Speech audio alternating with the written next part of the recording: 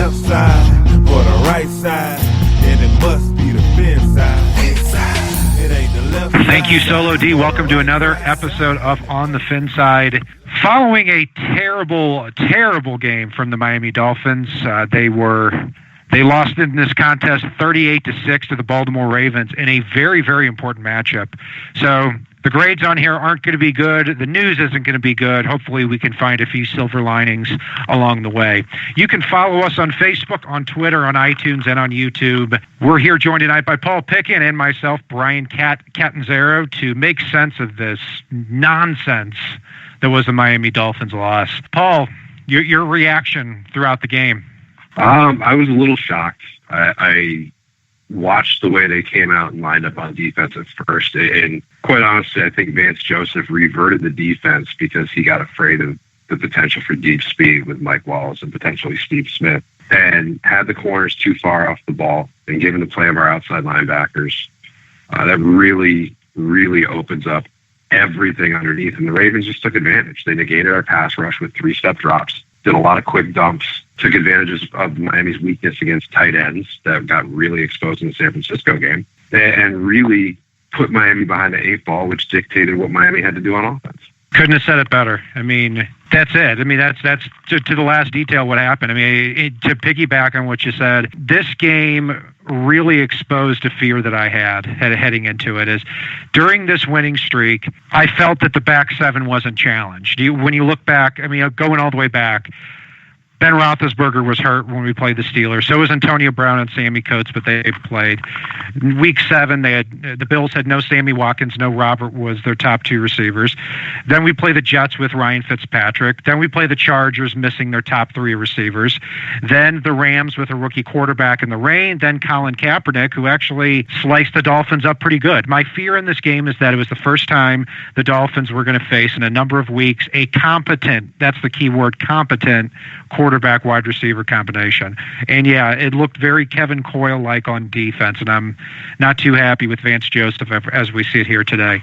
The other part of it, I felt like we missed the injuries to the back seven over the last couple of months. Xavier Howard, Rashad Jones, Jelani Jenkins, Koamisi, and also Kiko Alonso leaving during the game really exposed the Dolphins on defense too. Paul, let's jump right into the grades here. Any other observations before we get to them? Yeah, I was going to say, before we jump into our grades here, one other thing with the offense, I can't let Gase off the hook. I know we've talked about Vance Joseph. The offensive play calling also seemed to be coaching a little bit scared of Baltimore's defense. We ran far too many sideline screens on 3rd and long or long down situations.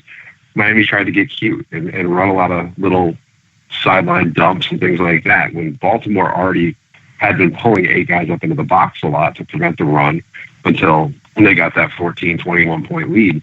Miami wasn't calling plays to win. They were calling plays to not lose. And you really cannot do that here. And Gase and his coaching staff need to get back to the play calling style that they had during that winning streak that we just came out of, if we're going to do anything down the stretch here. Yeah, offensively, they definitely were calling plays scared. And something else I'd like to see them do, a few more reverses, as well as getting the rookies, Jakeem Grant, Leonte Carew, and Kenyon Drake out in the field more for added speed and a few different looks, because just running the ball straight up the gut with Ajayi and throwing these short passes isn't going to work, and the Dolphins find themselves playing in this little box all the time. Paul, let's move on to the grades. The quarterback spot, Ryan Tannehill, definitely one of his worst games on the stat sheet this year. It is.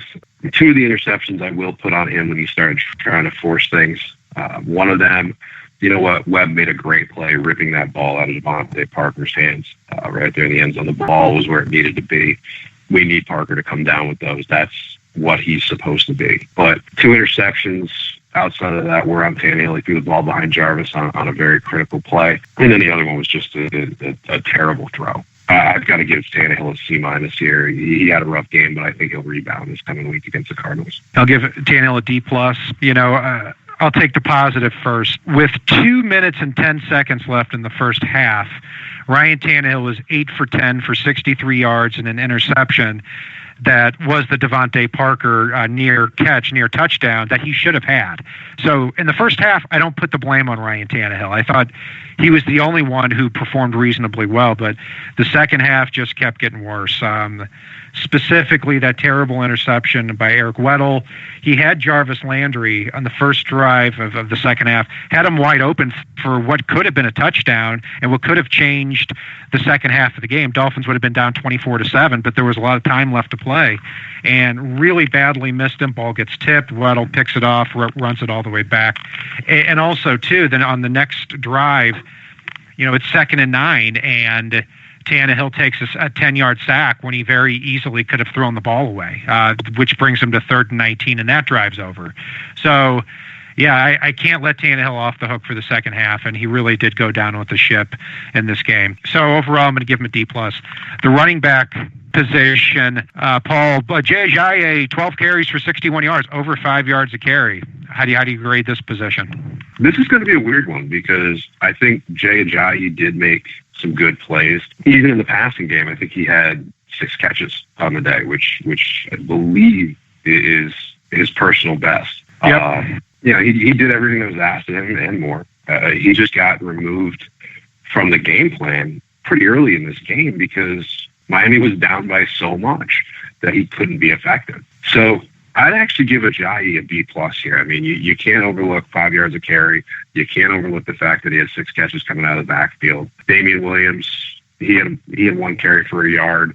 Kenyon Drake only had 1 carry for a yard, and they added a few catches themselves as well. So the running back position gets a B+, and I don't put the blame on them for this game. I'll give him a B for many of those reasons. And Ajayi actually, on at least 2 runs, broke tackles behind the line of scrimmage and threw people out of the way to get those longer runs. So very easily, I think a normal back would have even done worse than Ajayi in this game. But they had to go away from him in the second half. When you're down 4 scores, that's a different animal. Kenyon Drake and Damian Williams didn't really add anything either. The receiving unit, both wide receiver and tight ends. Devontae Parker, 3 catches, 34 yards, and a touchdown. But to me, that big play that really put the Dolphins behind the 8 ball for good is when he had Ladarius Webb rip the interception or rip the potential touchdown catch right out of his hand. You catch that pass, it's 21-7, and you get the ball at halftime. Now maybe you can get something going. Those are the plays with Devontae Parker that, even though he's remarkably talented and I'm excited about him going forward, he's got to be more aggressive on those plays. Jarvis Landry, 11 catches, 87 yards. He did a fine job, but when Landry puts up those numbers, the Dolphins tend to lose the game because they play in this box. Kenny Stills, Leonte Carew, non-factors. Deion Sims, 3 catches, 39 yards. I still think he's coming on. Overall, I'll give this unit a C+ for the game. Yeah, I'm right there with you on the C+. I mean, you would think on the stat sheet what you see in terms of, 11 catches for 87 yards, 3 for 34 and a touchdown, 3 for 39 out of the tight end position, and then a handful of others. But really, it wasn't enough. I didn't think they made enough difference-making plays in this game. And maybe some of it was the game plan, some of it was the fact that they were behind, but you've still got to step up. These guys are supposed to be a big part of the bread and butter of this team, and to me, they didn't get it done in this one. But they did an okay job, C+. Offensive line, Paul, we've got, 2 sacks on the day. One of them was a Ryan Tannehill sack that he definitely didn't have to take. He rolled out. It was a 2nd and 9 on the Ravens 43. They complete the pass. If they get another first down, they're in field goal range. Instead, he takes a 9-yard sack and goes all the way back. Some pressure, though, throughout the game from my end. Brandon Albert, I thought, played really well. Juwan James got pushed back a few times, but overall, I didn't have a whole lot of complaint about him. It just seemed like constant pressure and enough to get in the face of Ryan Tannehill. And there weren't a lot of run lanes either. So, tough run defense, great front 7, not a very good job. And Laramie Tunsil also had 3 penalties in this game. I'm going to give him a C. I'll actually give the offensive line a B here, and actually for a lot of the reasons you mentioned. I think Tunsil's 3 critical penalties did hurt the offense and stalled out a lot. But you look at the Ravens front 7, and you look at the fact that they only allowed really, truly 1 sack, given the fact that the defense was really able to pin its ears back early in this game with Miami dropping to such a deficit so early on. I really think the offensive line did a pretty admirable job.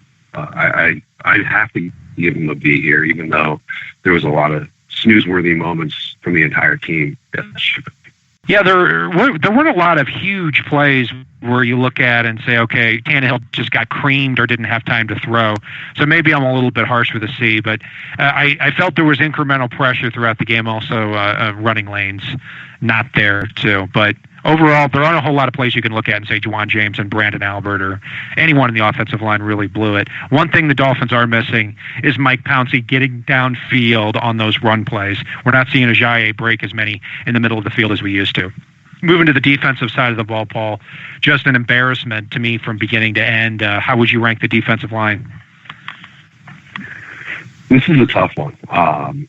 I really think that the way that Vance Joseph schemed this defense, we're back to the beginning of the year where it felt like the defensive line wasn't doing their job. But in reality, the big-ass gap between the defensive line and the secondary leaves everything open for Flacco, for whomever, hell, even Tim Tebow, to take 3 steps and immediately dump the ball off because the coverage is so far off of the receivers. And you've only got one true linebacker in the middle of that field. I think Mike Hull did an admirable job behind him. But honestly, it almost feels like an incomplete because they didn't get a chance to do the things that they're capable of because there was no time to do so because Flacco was able to dump the ball immediately. So for me, I'm going to go with a C+, but really I don't put that on them. I put that on Vance Joseph. Yeah, I have the same feelings. I'll give him a C because that's the reality. And I'm surprised that the teams the Dolphins have played in the previous several games haven't figured out the same thing, that you can make the defensive line pretty obsolete if you just drop back and hit your first open receiver, and you can do it pretty consistently throughout the game. Yeah, it's hard to judge the pass rush because they didn't get an opportunity. I'm going to give them a C+ for those reasons. The linebacker spot, Paul, I'm going to take this first. Big fat F in this game. Kiko Alonso was in and out of the lineup with a hurt finger. He had a few other injuries too. But overall, even when he was on the field, I don't think he played like a great game. I don't think he played a great game at all. I thought he was beaten up on coverage throughout the entire game. Outside linebacker, you look at it, it is by far, for me, the Dolphins' biggest need in the offseason. Jelani Jenkins was injured, but he's been injured since the middle of last year. The guy can't stay healthy. Koemisi's a goner. Same story, can't stay healthy. Donald Butler and Neville Hewitt, to me, are seat fillers until we get somebody more talented. But Dolphins are going to need 1 or 2 more linebackers in the offseason. And to me, the Ravens figured it out very quickly that we get these wide receivers and tight ends on these linebackers and get rid of the ball quickly, we're going to have success all day, and they did. So, F for me, Paul. Yeah, I'm going to also throw Spencer Paysinger under that bus because I thought he was absolutely a liability in this game. I thought Mike Hull did okay at filling in, a little better than I actually expected. I thought Neville Hewitt did okay. Kiko, before he got hurt, really was making a difference in the early going of the game, even though nobody else seemed to want to make the tackles. He got hurt, came back, and really being on an island there by himself with 10 yards behind him before the safeties get there, the rest is sideline to sideline on either side of him. There's only so much that the guy can do. For me, I'll be kind and I'll give the linebackers a D, but there was a lot to wish for. And I completely agree with you. I was thinking about it earlier today that outside linebacker is by far the Dolphins' biggest need. The good part of that, though, is I think that once they get those outside linebackers shored up, that's the only real true gap on this defense going into the next season. So there's a positive to go with the fact that they still need that. Yeah, I think that's the case. I mean, if you have a game like this with the Dolphins where quarterback gets rid of the ball quickly, that defensive line's not able to get to the quarterback, and they just attack those linebackers. And I was disappointed in Vance Joseph that those defensive backs weren't being pulled a little further up. I mean, when a team goes back to back on you and just marches the ball downfield with no effort, you got to do something. You got to do something quickly. They had the same problem in the Patriots game when they went down 21-0. Very disappointing effort from Vance Joseph. Again, hope he learns because he's a young defensive coordinator. How about the secondary, Paul? This is a weird one for me because schematically, I think they were the biggest reason, the way that they're being lined up for the first time in 6 or 7 weeks. They were the biggest reason that Baltimore was able to move the ball so effectively. But I don't put that on the play of the players. I put that on the scheme. So I really thought Byron Maxwell played well, came up with an interception, forced a fumble. Michael Thomas had recovered the fumble after Neville Hewitt fumbled it away again. Really advanced it down for Miami. I thought Tony Lippett played well other than on the Brashad Perryman catch. He got washed out running into another Dolphins defender that was covering somebody else, and that's what allowed Perryman to spring free. I don't fully put that on Lippett there. I really think Miami has a good problem now because they've got 2 young corners and a seasoned pro that have shown a lot of promise this season. They just need to play up on the ball a little bit more and close those gaps on the defense. They've shown the ability to jam people at the line. They've shown the ability to cover people over the top. But when they're being put back like that, it's taking away their effectiveness on both. And it just needs to stop. Don't go into a prevent on the first play of the game. And that's essentially the depth that they're playing at. So, yeah, for me, while they played well, I've still got to give them a B- here. The most damage came from the tight ends over the linebackers in this game. I'll give them a C. Nothing that stuck out as anything great overall from this unit. I felt that, just like you said, Paul, I mean, when the defensive backs are playing that far back and you're not making any adjustments for them to move up further, I mean, I have a hard time blaming the players. Byron Maxwell had a great game. I can't remember many passes that were caught off of him. And he also had an interception of Joe Flacco that could have turned the tide of the game. And he also had a forced fumble. So you're talking about 2 Byron Maxwell turnovers that gave the Dolphins the ball deep in Ravens territory. They get a combined 6 points out of it. It's not Maxwell's fault. You look at Maxwell in the season, now 2 interceptions and 4 forced fumbles. I think it's a pretty big no-brainer at this point that he returns to Miami next year for the people that had a lot of doubts with this guy in the first 5 games of the season. So, yeah, looking at the special teams unit, again, Jakeem Grant returns the ball and can't ever get it back to the 25. Not many other positive things in this contest. I think Matt Darr was okay. Fields missed a rare opportunity for him to kick the ball over 41 yards, and he missed that too. So overall, can't say many good things about this unit. I'm going to give him a C-. Yeah, that Franks miss early in the game was pretty brutal. It was a chance for Miami to get back on the scoreboard. And even though it wouldn't have been a touchdown to answer that early touchdown by the Ravens, instead misses a kick, gives the Ravens great field position. They move down and score a second touchdown. Now Miami's behind the 8 ball. I'm not going to say Darr even had an okay day. I think he had a very off day for him.